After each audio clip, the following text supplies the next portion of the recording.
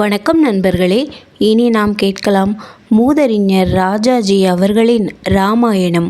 சக்கரவர்த்தி திருமகன். கடற்கரையை சேர்ந்ததும் வானரர்கள் சுற்றிலும் பார்த்தார்கள். வசந்த காலம் ஆரம்பித்து விட்டது என்பதை கண்டார்கள். அங்கதன் பேசலானான். ஐயோ, காலவரை தாண்டி போயிற்று. சீதையை காணாமல் யாதொரு துப்பும் அறிந்து கொள்ளாமல் கிஷ்கிந்தைக்கு திரும்பினோமானால் அரசன் எனக்கு மரண தண்டனை விதிப்பான் என்பது நிச்சயம். என்மேல் சுக்ரீவனுக்கு அன்பு கிடையாது. ராமனுடைய ஆணைக்கு பயந்தேதான் எனக்கு யுவராஜ்ய பட்டம் தர சுக்ரீவன் ஒப்புக்கொண்டானே ஒழிய என்மேல் சிற்றப்பனுக்கு அன்பு கிடையாது. அங்கே போய் உயிர் விடுவதை விட இங்கேயே பிராயோபவேசம் செய்து இறப்போம் என்றான் அங்கதன். அங்கதன் சொன்னதே சரி என்றார்கள் பல வானரர்கள். தாரன், அது சரியல்ல. நாம் ஏன் உயிர் நீக்க வேண்டும்? தபஸ்வி சுயப்பிரபையினுடைய குகையுள் மறுபடியும் சென்று அங்கேயே சுகமாக வாழ்வோம். அவ்விடம் நமக்கு வேண்டியதெல்லாம் இருக்கிறது. அங்கே சுக்ரீவனாவது வேறு யாராவது பிரவேசிக்க முடியாது. நம் சந்தோஷமாக ஆயுள் முழுவதும் காலம் கழிக்கலாம் என்றான். ஹனுமானுக்கு இந்த யோசனை சரி என்று தோன்றவில்லை. இதுவென்ன தகாத பேச்சு பேசுகிறாய்? நம்முடைய குடும்பங்களை கிஷ்கிந்தையில் விட்டுவிட்டு குகைக்குள் உண்டு குடித்து தூங்கி உயிர் வைத்து கொள்வதில் என்ன சந்தோஷம்? சுக்ரீவனுக்கு அங்கதன் பேரில் துவேஷமில்லை. சுக்ரீவன் மிக நல்லவன். நாம் அவனை கண்டு பயப்பட வேண்டியதில்லை. உண்மையில் சுக்ரீவனுக்கு நம் பேரில் கோபம் உண்டாகி நம்மை தண்டிக்க எண்ணம் கொண்டானால் அந்த குகையில் நாம் எப்படி சேமமாக இருக்க முடியும்? லக்ஷ்மணனுடைய கோபத்தை அந்த குகை தாங்குமா? அதை பொடி பொடியாக்கி நிர்மூலம் செய்து விடுவான். ஆனபடியால் அந்த யோசனையில் நான் ஒன்றும் நன்மை காணவில்லை. நாம் திரும்பி போய் சுக்ரீவனிடம் உள்ளதை சொல்லி அவன் தயவை கேட்டு சேமம் அடையலாம் என்றான் ஹனுமான். ஹனுமான் சொல்வது சரியல்ல என்றான் அங்கதன். சுக்ரீவனுக்கு என் பேரில் கொஞ்சமும் இரக்கம் கிடையாது. என்னை அவன் கொல்வது நிச்சயம். அவன் மகா குரூர சுபாவம் கொண்டவன். வாலியை எப்படி கொன்றான் யோசித்து பாருங்கள். நான் உயிருடன் இருப்பது அவனுக்கு பிடிக்கவில்லை. எப்படியாவது ஏதோ காரணம் வைத்து என்னை ஒழிப்பதே அவன் எண்ணம். அவனும் அவன் மக்கள்மாரும் வானர ராஜ்யத்தை அடைந்து இடையூறின்றி வைத்துக்கொண்டு ஆள்வதற்கு நான் ஒரு தடை என்றே எண்ணுவான்.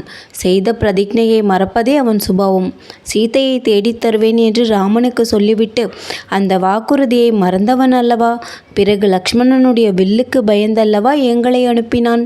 என் தாயோ தன் பர்த்தாவை இழந்து துக்கப்பட்டும் கஷ்டப்பட்டும் சுக்ரீவனை கண்டு பயந்து அவனுடைய வசத்தில் அடங்கி போயிருக்கிறாள்.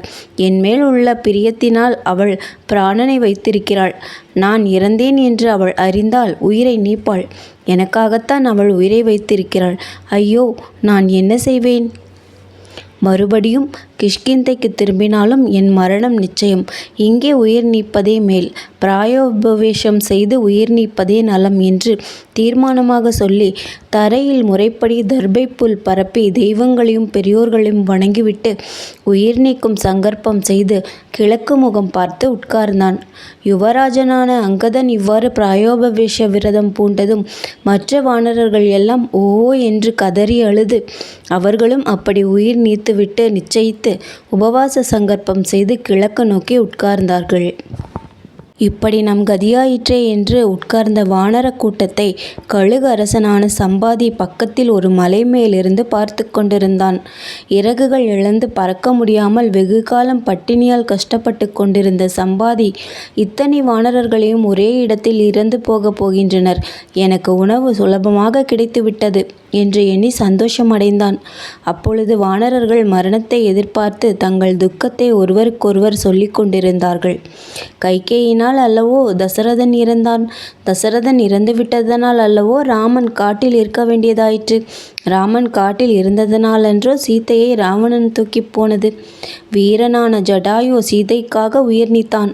இன்னும் கொஞ்ச நேரம் ஜடாயு பறவைக்கு சக்தி இருந்து யுத்தத்தை நடத்தியிருந்தால் ராம லக்ஷ்மணர்கள் வந்துவிட்டிருப்பார்கள், சீதையை மீட்டிருப்பார்கள். ஆனால் விதி இப்படியெல்லாம் செய்துவிட்டது. முடிவில் நாம் மரணமடைய வேண்டியதாயிற்று. இப்படி தங்களுடைய துக்கத்தை ஒருவரோடொருவர் பேசிக்கொண்டும் பிரலாபித்து கொண்டும் இருந்தார்கள். இதையெல்லாம் கேட்ட சம்பாதி, என்ன, என் அருமை தம்பி ஜடாயு இறந்தானா என்று விஷயத்தை சரியாக தெரிந்து கொள்ள ஆசைப்பட்டான். சம்பாதி மிக கிளப்பறவை. கருடனும் அருணனும் அண்ணன் தம்பிகள். அருணனுக்கு 2 குமாரர்கள் ஜடாயுவும் சம்பாதியும். சிறுவயதில் தாங்கள் பெற்ற அபார சக்தியை அனுபவித்துக் கொண்டு ஒரு நாள் ஆகாயத்தில் போட்டி போட்டுக்கொண்டு உயரக் கிளம்பினார்கள். சூரியனை நெருங்க நெருங்க வர வர வெப்பம் அதிகரித்து ஜடாயுவை கொளுத்துவிடும் போல் இருந்தது. சம்பாதி தன் சிறகுகளை விரித்து ஜடாயுவை காப்பாற்றினான். இதனால் ஜடாயு பிழைத்தான். ஆனால் சம்பாதியின் சிறகு எரிந்து போயிற்று. சம்பாதி பறக்க முடியாமல் கீழே மலைமேல் விழுந்தான்.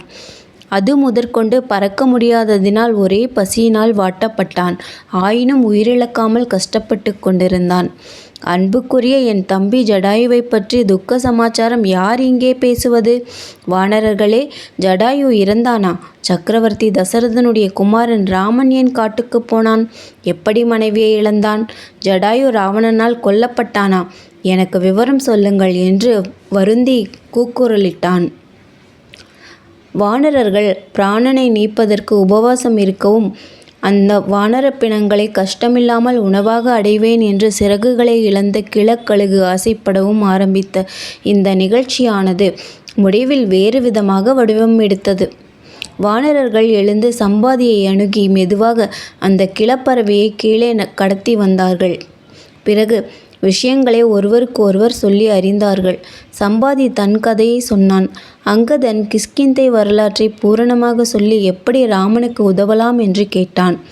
சம்பாதிக்கு தன் கண்களில் தூரதிருஷ்டி சக்தி குறையவில்லை. இலங்கையில் சீதை சிறையிருப்பதை தான் இங்கிருந்தே பார்ப்பதாக கூறி தான் காணும் காட்சியை எல்லாம் விவரமாக சொன்னான். இலங்கையை பற்றியும் ராவணனுடைய ஐஸ்வர்யத்தை பற்றியும் ஜானகி ராட்சசிகளின் காவலில் இருப்பதையும் எல்லாம் கண்டு சொன்னான்.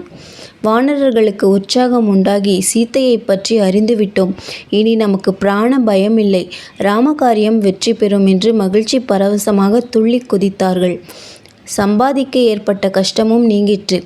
ராமகாரியத்தில் நீ உதவுவாய், அப்படி உதவிய போது உன் சிறகுகள் மறுபடியும் முளைக்கும் என்று அவன் பெற்ற வரம் அப்போது பலிக்கலாயிற்று. பேச்சு நடக்கும்போதே இளஞ்சிறகுகள் அதன் உடலில் முளைக்க ஆரம்பித்து சம்பாதி மிக அழகுடன் பிரகாசித்தான். சிறகுகளை மறுபடியும் அடைந்த சம்பாதி ஜடாயுவுக்கு சமுத்திரத்தில் ஜலக்கிரியையும் செய்து திருப்தி அடைந்தான். நன்றி. மீண்டும் அடுத்த அத்தியாயத்தில் சந்திப்போம்.